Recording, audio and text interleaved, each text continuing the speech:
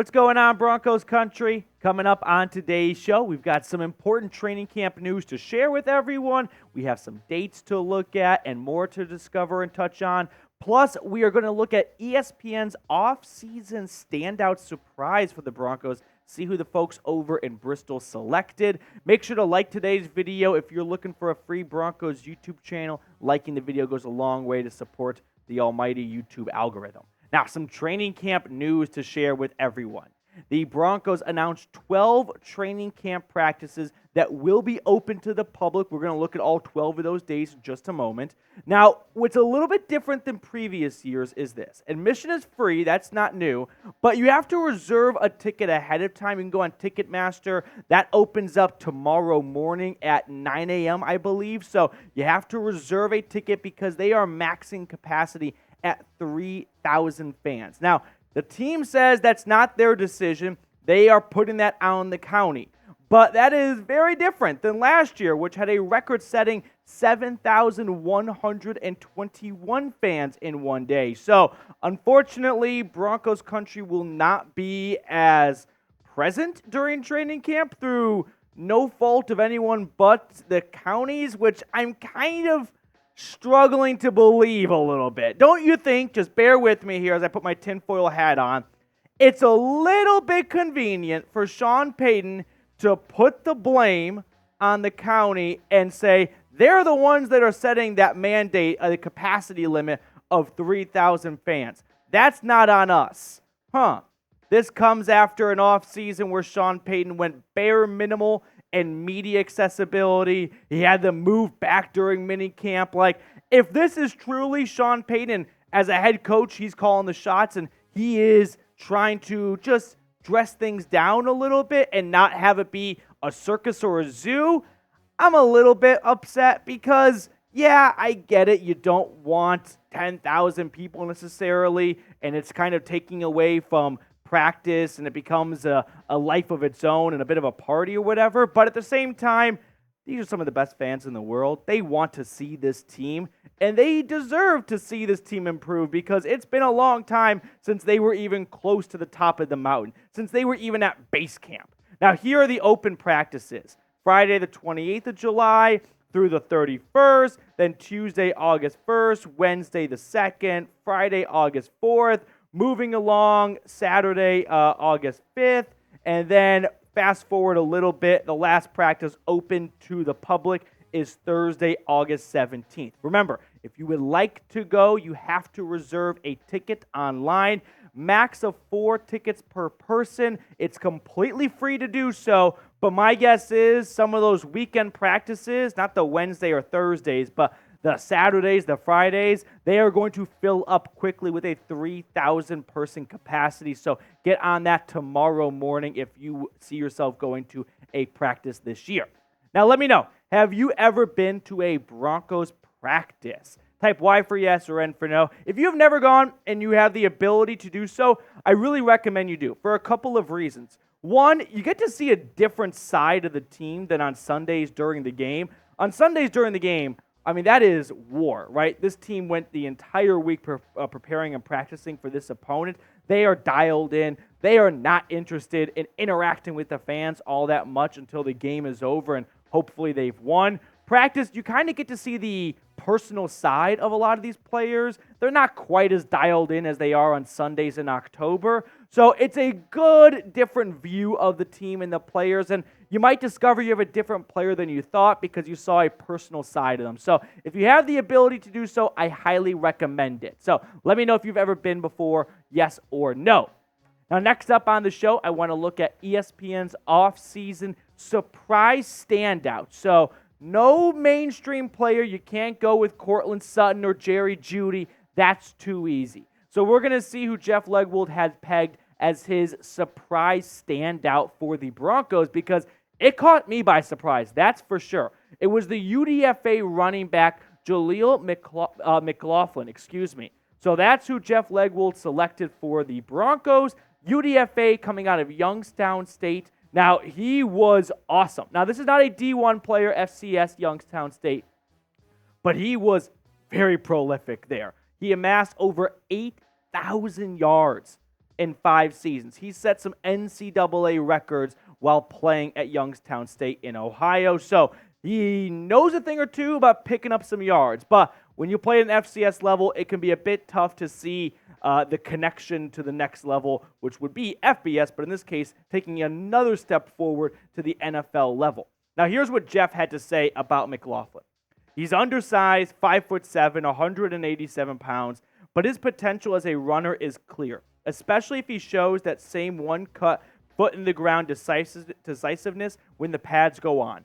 Yes, spring is the time folks in the NFL say they're in the best shape of their lives, but if McLaughlin flashes in training camp, he could be the leading candidate to keep the team's roll going with undrafted rookies.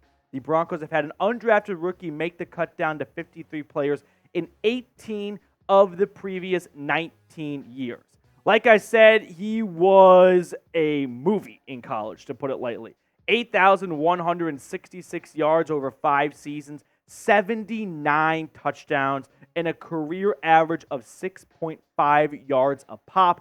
So, of course, if those numbers could carry over to the NFL, Denver got an absolute steal as a UDFA.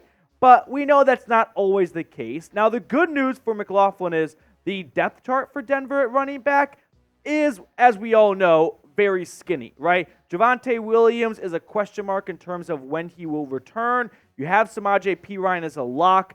And that's really the only one I would say is an absolute lock to make this roster after Javonte Williams, who might start the year off on IR, might be on the PUP list, TBD for now. Because Tony Jones, Tyler Beatty, and Jaleel McLaughlin, those 3 guys are all battling for one spot. Could be 2 spots if Javonte Williams starts the year off on injured reserve and misses the first few games. But there is definitely an opening for a UDFA to make this roster at the running back position.